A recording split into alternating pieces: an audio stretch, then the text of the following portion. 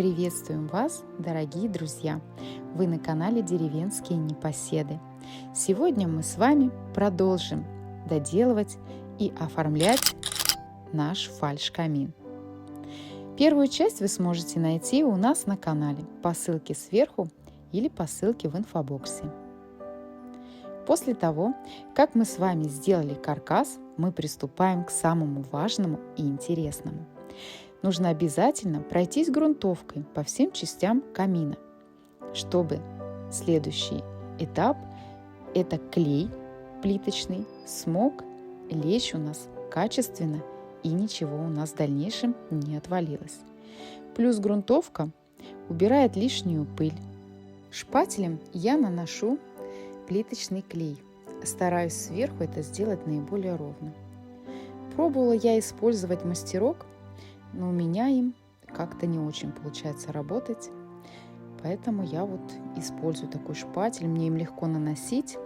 Хоть это занимает очень много времени, но я, если честно признаться, немножко кайфанула от этого процесса.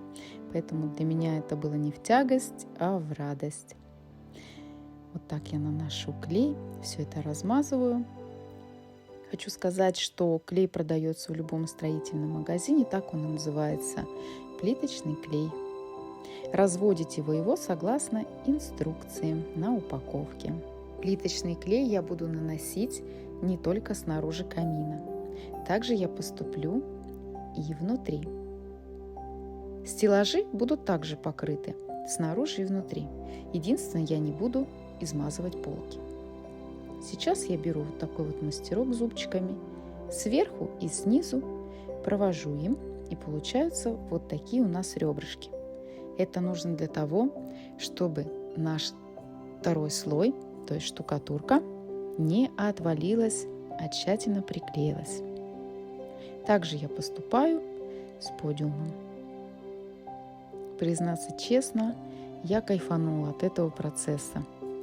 Очень уж мне нравилось накладывать вот этот клей. Такая, знаете, своеобразная медитация. Сейчас мы будем с вами делать валик. Не обычный валик, а специальный с текстурой. Получается он у нас вот с такими пятнами. Он высыхает, и дальше он нам пригодится, чтобы сделать текстуру кирпича и камня. Переходим ко второму этапу нанесению штукатурки. Саша мне сделал вот такие плиточки. С их помощью я буду делать кирпичи. Берем инструмент, я его называю разлиновщик, и начинаем рисовать наши кирпичи. Мне вот такой скол очень нужен, потому что я делаю камин в виде, знаете, так, чтобы он напоминал камин из старого замка. Но если вы не хотите, чтобы у вас появились сколы, не давайте слою штукатурки подсохнуть. Делайте разлиновку сразу же. Либо вот так, как я вот сейчас делаю, снизу вверх подрезайте и аккуратненько выковыривайте штукатурку. Тогда у вас сколов не будет.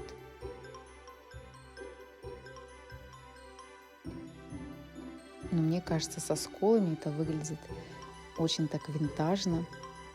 Сейчас мы берем кисточку и начинаем зачищать все наши швы.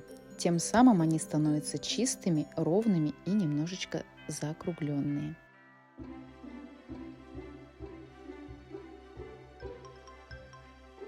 Теперь нам пригодится валик. С его помощью будем делать текстуру. Вы можете вводить его как горизонтально, так и вертикально. Делайте так, как вам удобно, так, какая именно текстура вам нужна.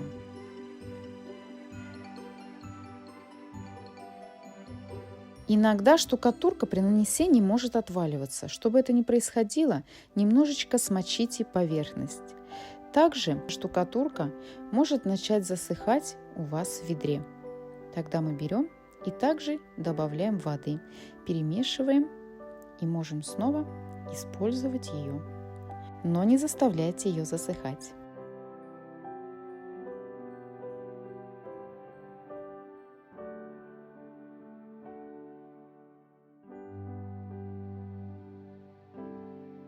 После того, как штукатурка была нанесена, я начинаю разлиновку. Сначала я беру вот этот вот самый большой шаблон и с помощью него начинаю прочерчивать линию. Вы можете использовать уровень. Дальше я разделяю линию на кирпичики. Не забывайте делать кирпичики натуральными, то есть размер должен быть у них одинаковый, но при этом прерываться где-то, где попало, нельзя. После того, как вы нарисовали, все расчертили, проходитесь кисточкой. Секрет идеальной штукатурки. Берем 1 стакан воды и 2 стакана штукатурки. Я же делала такой объем работы: 4 стакана воды и 8-9 стаканов штукатурки. Размешивать, скажу я вам, ее достаточно тяжело. Я немного уморилась.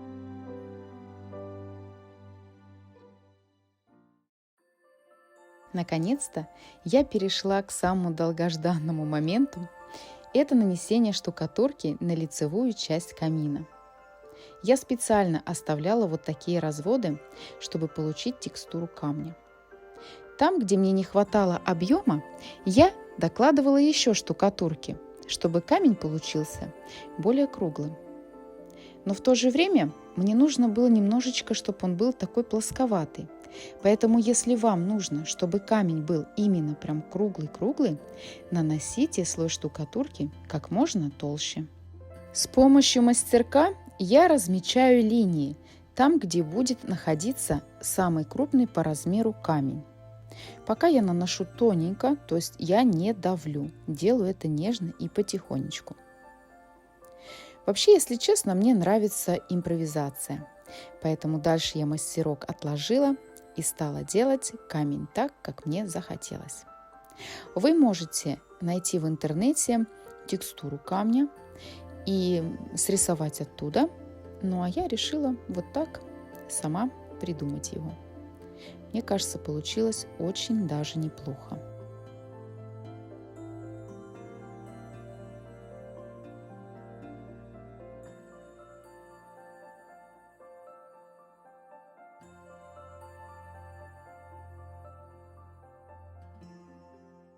После того, как контур был нанесен, мы приступаем к углублению линий.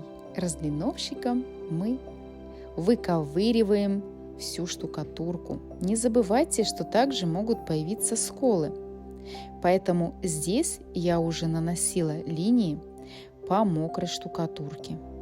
Если бы я дала ей немножечко застыть, то бы у меня появились очень большие сколы.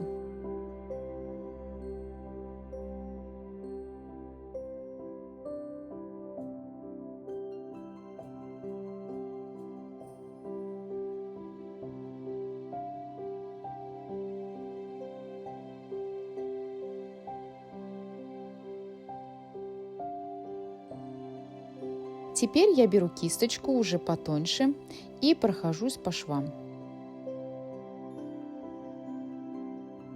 Вот эти вот линии я не трогаю, потому что мне нужно сохранить текстуру камня.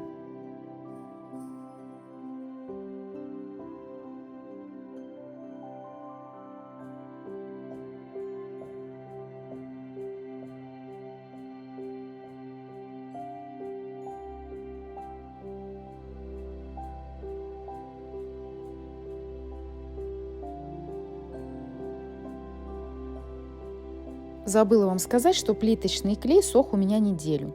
Чем дольше он сохнет, тем лучше будет скрепление между клеем и штукатуркой. Штукатурка же в итоге сохла у меня 3-4 дня.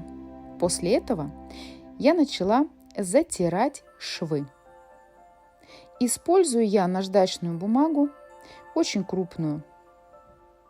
Пробовала использовать металлическую щетку, мне совершенно не понравилось ей работать. Конечно, она делается очень быстро, но от нее очень много пыли. Ну и, конечно, как я могла обойтись без помощницы? Берта тут же бежит помогать, поэтому пришлось ее в итоге привязать. После того, как мы все затерли, тщательно проходимся пылесосом. Теперь мы будем красить наш камин. Берем краску черную и грунтовку глубокого проникновения. Перемешиваем и начинаем наносить полностью на всю нашу штукатурку. Промазываем все наши швы. В общем, все очень тщательно промазываем, покрываем грунтовкой. После того, как грунтовка вы покроете, она высохнет, она станет такого очень светло-серого цвета. Меня это не устроило, поэтому я взяла просто черную краску, прошлась в швах и немножечко по самим камням. Дальше я беру серую краску, светло-серую, и вот такими движениями размашистыми, практически сухая кисть, наношу второй слой.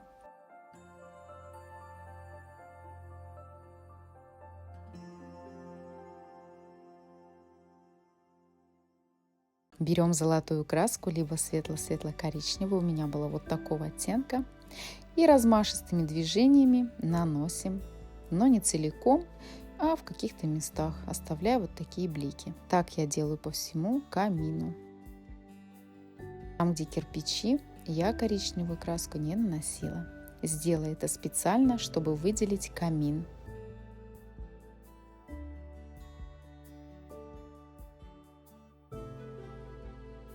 Получился настоящий камень.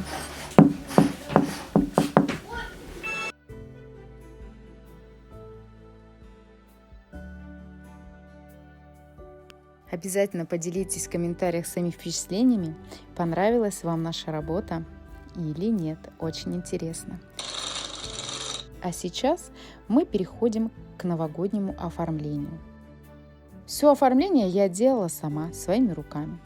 Вот, например, в ленте я купила вот такую гирлянду, но она оказалась настолько жиденькая, что из 2 гирлянд я собрала одну вот такую густую. Но мне не хотелось просто зеленую, и оставшейся светло-серой краской я покрыла. Каждую веточку получилась заснеженная ветка.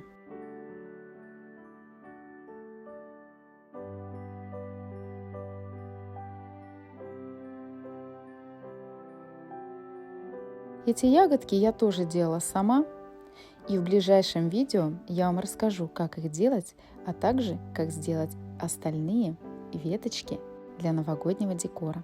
Думаю, дальше не нужно мое комментирование, поэтому просто наслаждайтесь увиденным, а я желаю вам приятного просмотра.